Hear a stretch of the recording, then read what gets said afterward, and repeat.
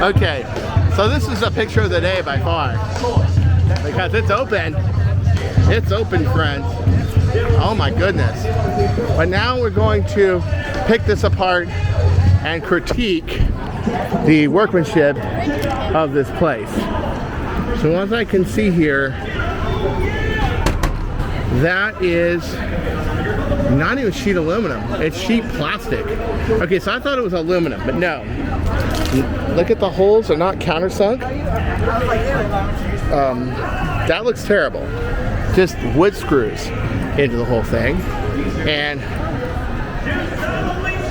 washer screws.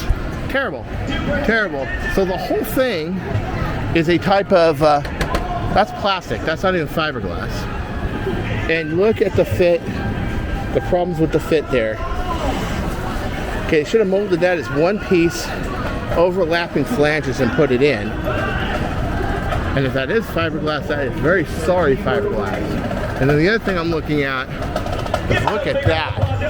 So Dad, who was a vendor for Walt Disney Imagineering, for Show and Ride Division, take a look at that. And the lack of tolerance is wood screws. They're putting it in with wood screws, not even countersunk in, like bonding over them and then painting them. Because you can do that and then those screws would just go away. And look at the difference in expansion, lack of flange trim edge, so you don't have an exact edge there. Okay, so there's a flange there. I'm gonna watch these people. I don't want to run into them, especially the little people. Okay, there's a flange right there. But as you can see, it's a very uneven flange. It's more like an overlap between the two. Actually, I think it is an overlap between the two. It's not even a flange built in. And wood screws. Awful.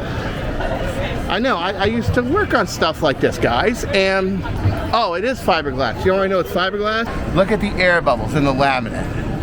Oh, that's what causes that, is the air bubbles in the laminate.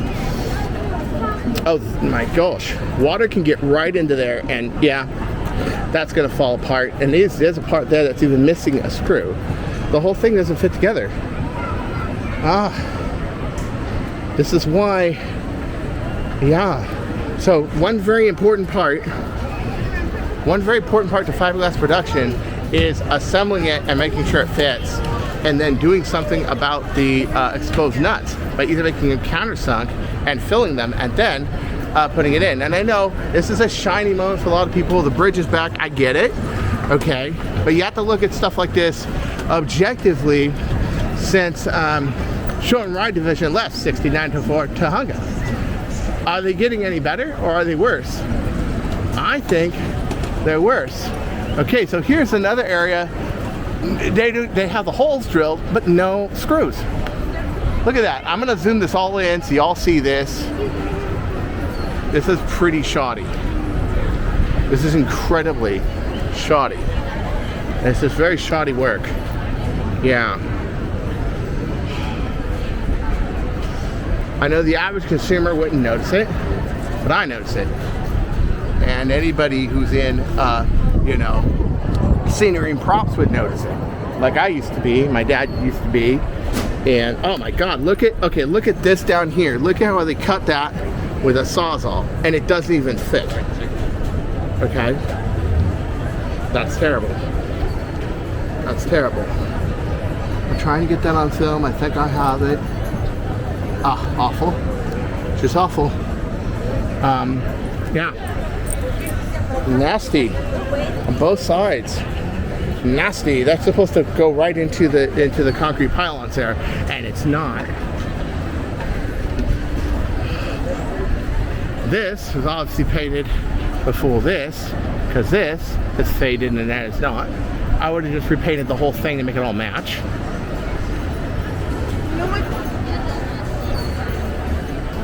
Oh my God. Whoa! Look at that bulge right there. Look at that. Okay, so I have confirmed it by looking at the fiberglass bubbles between the gel coat and the fiberglass laminate. That's definitely fiberglass. Probably chopped fiberglass, not hand laminated. Look at this uneven surface right here. Again, you know, WDI, I'm not trying to point out your mistakes, but I did work with my dad and my grandfather PV Fiberglass products. And we were in Sun Valley, California on 12177 Brantford Street. And we were an approved Disney vendor. We're the ones who made all the Fiberglass and Lunacy's Pavilion back in the 80s. We did the snakes for Indiana Jones, a lot of stuff for Toontown, Mickey Starland, a few other things. A lot of stuff in Tokyo that had to have steel in it. We worked on the Fitch ride. It's tough to be a bug. On the sign, we made that. Made it so you guys can put in fiber optics in the access panel by using recessed nutserts and then doing so you didn't have all these exposed holes. And I know it's sad without us, but hard to make a living out here. If anyone's ever seen the music video by John Mellencamp, Rain on a Scarecrow, we had all these families for generations having farms, and now they had to give them up, and their farms were no more. So I know I never really talked about myself that much. I try to make an objective about the park. That's me. Basically, in a fiberglass industry sense, I worked with my dad's company probably since I was a little kid, helping him clean dust off of things and watching him build AC Cobra bodies and stuff for lance campers and establishment. Tank simulator parts for Positronics, which was a simulator company for the US government, which did all the M1 and 2 tank simulators. Pretty cool. I mean, I've seen good work, and I know what it takes to get that. And it's not easy. It's you know, EPA permits, Title V EPA permits. It's skill. It's a skilled labor force. It's very hard to motivate people right now with a low wage, and it's very hard to compete in California. So basically what happened in a farm sense, but instead of a farm, a job shop, that's what happened to me. That's my life. That's how I am. And when I see stuff like this, although passable or plausible to the general public, but not to a professional and not down the line. Look at the bottom of those pylons. And we're seeing it at a downward angle. You see those flanges right there? I will zoom it so you can see it. Oh. I did film it in the last video, but I didn't really show it. It wasn't finished. And I kind of thought that it was going to be finished and it was going to look better. But it does not look better. It looks absolutely horrid, especially in the California sun. And that's just polyester resin. How do I know? Because I know it's polyester resin, because that was the standard that Show and Ride and Maple Division set down for its vendors. So I know that's fire retardant resin. Also, I could see that it's a bluish, whitish kind of color. So it definitely has bromide in it to fire retardant it. You can see it because you can see the damn air bubble. Yeah.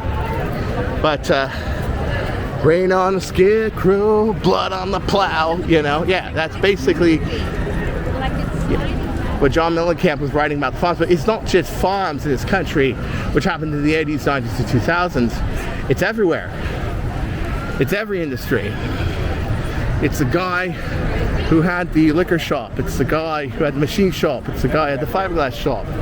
It's the guy that had the parts made for Lockheed before Lockheed moved away. And the GM plant before the GM plant moved away, and everything else. And this is the real result of it. Mediocrity, friends. Mediocrity. I also want to emphasize, before I go inside and cool off, that the cracks you're seeing are just two pieces that don't join, and under that is concrete pylon and steel in your real structure. So it's not structurally compromising the piece. It's just going to weather real bad and warp even worse and look really bad. I mean, it looks like bad siding on the side of somebody's Cape Cod house. If you put this plastic siding, it doesn't fit. It's basically all it is. It's not the structure of the piece. It doesn't protect the metal behind it because that is powder coated under that. So you don't have to worry about that. But it's still concerning that the quality of something that's going to be seen probably thousands of times a day, tens of thousands of times a day, is so poor. So at any rate, this is my video. I'm going to go get a drink. It's still rain on the Scarecrow, blood on the plow. And that's saying that's not just true for farms. It's true, sadly, everywhere in all small business economy now. So I'm sorry to be so serious, but I am serious. I'm a lot more serious than people think. So don't go changing, or I, of course, will find you. You know what that means. Actually, you don't.